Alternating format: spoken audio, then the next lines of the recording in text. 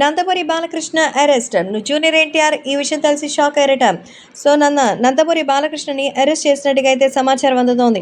బాలయ్య బాబుని అరెస్ట్ చేయాల్సినటువంటి అవసరం ఎవరికొచ్చింది? ఎందుకొచ్చింది అనంటే, బాలయ్యని అరెస్ట్ చేయాలనేటువంటి ఉద్దేశం, అవసరం ఎవరికీ లేదు. కానీ నందమూరి బాలకృష్ణని అరెస్ట్ చేయించడానికి వైసీపీ కుట్రలు చేస్తోందని అయితే సమాచారం అందుతోంది.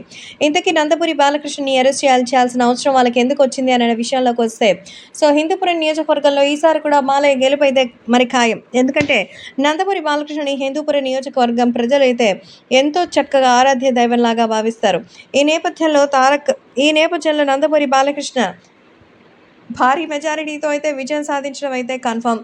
కానీ నందమూరి బాలకృష్ణని ఓడించాలని, తెలుగుదేశం పార్టీని ముఖ్యమైనటువంటి నాయకులని ఓడించడమే తమ పార్టీ లక్ష్యంగా పెట్టుకుంది వైసీపీ. అందులో భాగంగా ఇప్పుడు నందమూరి బాలకృష్ణని కావాలని రెచ్చగొట్టి ఆయన మీద న్యూసెన్స్ కేసుని పెట్టాలని చూస్తున్నట్టుగా అయితే సమాచారం.